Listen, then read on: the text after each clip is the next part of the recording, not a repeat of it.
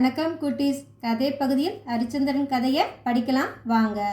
சத்தியகீர்த்தியை நினைத்து உள்ளம் நெகிழ்தல்.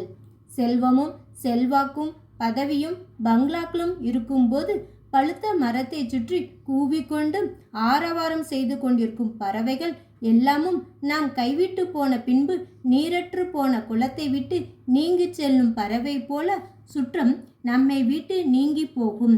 இக்காலத்தில் நீரற்று போனாலும் குலத்தினுடைய ஒட்டி வாழும் ஆம்பலும் ஒட்டியும் போன்ற பண்பு மிக கொண்ட சத்தியகீர்த்தியின் உயர்ந்த உள்ளத்தை எண்ணி நெகிழ்ந்து அழுதான் ஹரிச்சந்திரன். ஹரிச்சந்திரனை அழைத்து சென்ற தோட்டி வீரவாகு தனக்கு பதிலாக சுடலையை காக்கும் பணியை ஹரிச்சந்திரனிடம் ஒப்படைத்தான். சுடுகாட்டில் சுடப்படும் ஒவ்வொரு பிணத்திற்கும் கொல்லி ஆடை ஒரு துண்டும் கால் பொன்னும் தனக்கு கட்டணமாக வந்து சேர வேண்டும் என்றும் கிடைக்கும் வாய்க்கரிசியை கொண்டு உண்டு பசி தீர்த்து கொள்ள வேண்டும் என்றும் வீரவாகு கட்டளையிட்டான். ஹரிச்சந்திரன் சுடலையை அடைந்தான். அங்கு பிணங்களை சுட்டு எரித்து மிகுந்திருந்த கொல்லிக்கட்டைகளையும் பாடையோடு சேர்ந்து வந்த கம்புகளையும் எடுத்து வந்து அவற்றை கொண்டு ஒரு கொட்டகை அமைத்து கொண்டான். அதில் தங்கியிருந்து சுடலையை காவல் புரிந்து வந்தான். வாய்க்கரிசியை மட்டும் தனக்கென வைத்து கொண்டு கொல்லி ஆடையையும் கால் பொன்னையும் தன்னை அடிமை கொண்ட வீரவாகுக்கு தவறாமல் அளித்து தன் பணியை செவ்வனே செய்து வந்தான். இழப்பை எவ்வாறு தாங்கிக் கொள்வோம்? காலகண்டனுக்கு அடிமையாக சென்ற சந்திரமதி அதிகாலையில் எழுந்து நாள் முழுவதும் அவன் வீட்டிலே கடுமையாக உழைத்து வந்தாள். நெல் குத்துதல், வீடு மற்றும் மாற்று தொழுவம் ஆகியவற்றை சுத்தம் செய்தல், மாட்டு சாணத்தை சேகரித்து எருமுட்டை தட்டுதல் போன்ற காரியங்களை செய்து வந்தாள். தேவதாசன் தினமும் விடியற்காலையிலேயே எழுந்து காட்டுக்கு சென்று காலகண்டனின் வீட்டுக்கு தேவையான கட்டை, விறகு, தருப்பை, மாயிலை முதலியவர்களை திரட்டி கொண்டு வந்தான். ஒரு நாள் தேவதாசன் அண்டை அயல்மனை சிறுவர்களுடன் காட்டுக்கு சென்றான். வீட்டிற்கு வேண்டிய விறகுகளை கட்டாக கட்டி தூக்கி கொண்டு வீட்டிற்கு திரும்பி கொண்டிருந்தான். வரும் வழியில் ஒரு புதர் நடுவே தருப்பை வளமாக வளர்ந்திருப்பதை கண்டான். விறகு கட்டை அருகே வைத்துவிட்டு தருப்பை வளர்ந்திருக்கும் புதர் அருகே சென்று தருப்பையை பிடுங்க முயற்சித்தான். அப்போது விஸ்வாமித்ர முனிவரின் சூழ்ச்சி ஏவலினால் அங்கே மறைந்திருந்த ஒரு கொடிய நச்சு பாம்பு சீறி வந்து அவனை கடித்து விட்டது. தேவதாசன் அம்மா என்று அலறி துடித்து கதறினான், கத்தினான். அவன் அலறி கத்துகிற சத்தம் கேட்டதும் அவனுடன் விறகு சேகரிக்க சென்ற சிறுவர்கள் ஓடோடி அவ்விடத்திற்கு வந்தார்கள். தேவதாசன் பாம்பு கடியால் விஷம் வேகமாக ஏறி கீழே விழுந்து புரண்டு துடித்து கொண்டிருப்பதை பார்த்ததும் பதறி துடித்தார்கள். சிறிது நேரத்தில் தேவதாசன் மூச்சடங்கி போனான். கொஞ்சம் தொலைவில் நின்று கொண்டு தேவதாசா தேவதாசா என்று குரல் கொடுத்து பார்த்தார்கள். மூச்சும் பேச்சும் இல்லை. சிறு குச்சியை எடுத்து புரட்டி பார்த்தார்கள். அப்போதும் அவன் அசைவற்று கிடப்பதை பார்த்து தேவதாசன் இறந்து போய்விட்டான் என்று அவர்களுக்கு புரிந்தது.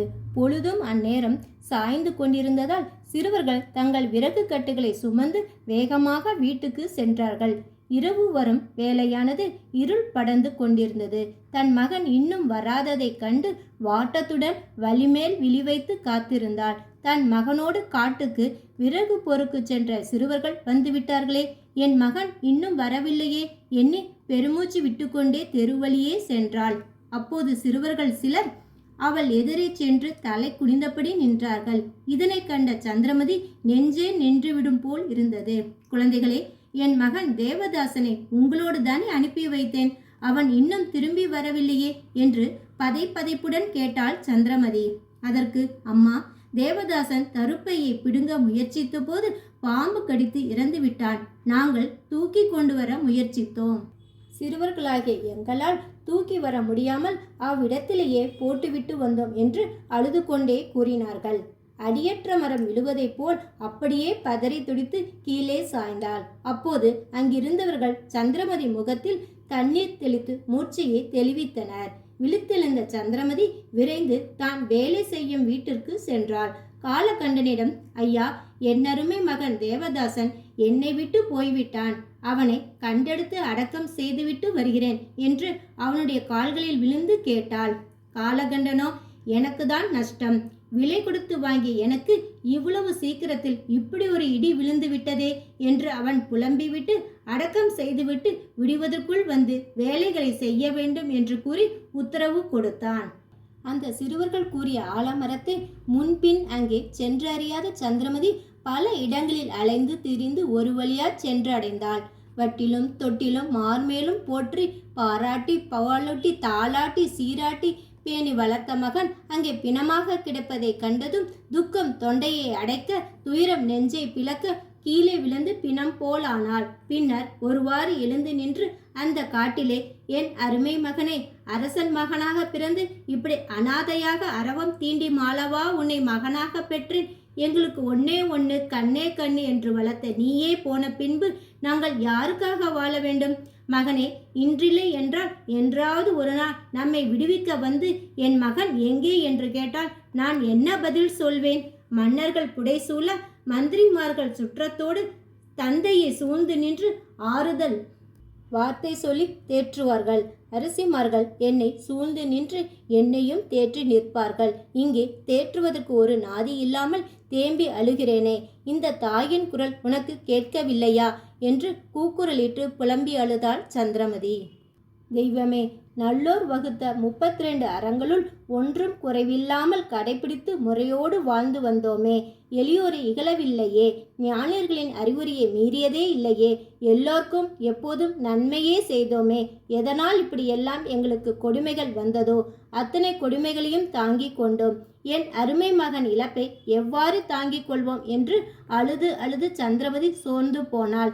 அப்பெண்ணின் மீது பரிதாபப்பட்டு, பெண்ணே, நானோ ஒரு தோட்டிக்கு அடிமையானவன். எனவே நான் உனக்கு உதவும் நிலையிலும் இல்லை. எனக்கு சேர வேண்டிய வாய்க்கு அரிசியை தர வேண்டாம். ஆனால் என் எஜமானனுக்கு சேர வேண்டிய கால்பணமும் ஒரு முளத்துண்டும் நீ கட்டாயம் கொடுத்தேயாக வேண்டும். என் எஜமானனுக்கு நான் துரோகம் செய்ய மாட்டேன் என்று கூறினான்.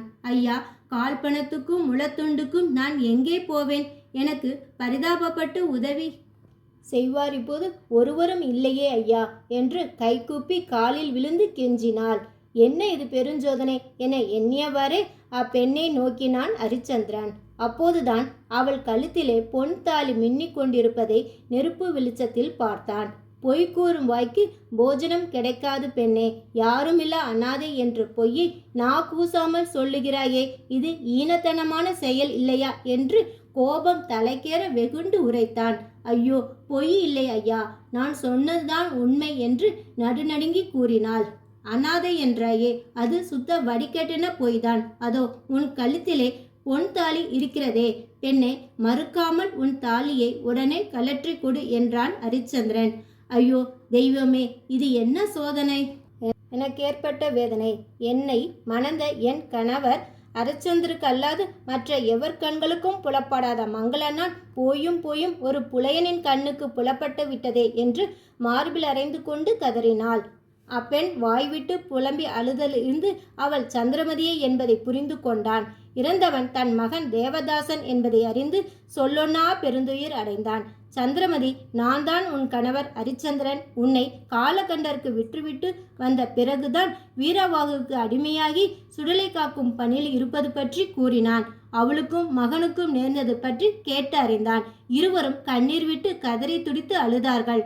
பிறகு இருவரும் தங்களை ஒருவாறு தேற்றிக் கொண்டனர். அப்போது ஹரிச்சந்திரன், சந்திரமதி, என் எஜமானனுக்கு துரோகம் செய்யக்கூடாது. அவரிட்ட கட்டளைப்படி நடப்பதுதான் என் தலையாய கடன். இந்த கடமையிலிருந்து ஒருபோதும் தவறக்கூடாது. எனவே நீ உடனே சென்று அந்தணரிடம் பொருட்களை வாங்கி கொண்டு வா என்று கூறி அனுப்பினான். சந்திரமதியும் நள்ளிரவு நேரத்திலே சுடுகாட்டை விட்டு நகரத்தை நோக்கி நடந்தாள். குட்டீஸ், கதையின் தொடர்ச்சியை அடுத்த வீடியோவில் படிக்கலாம்.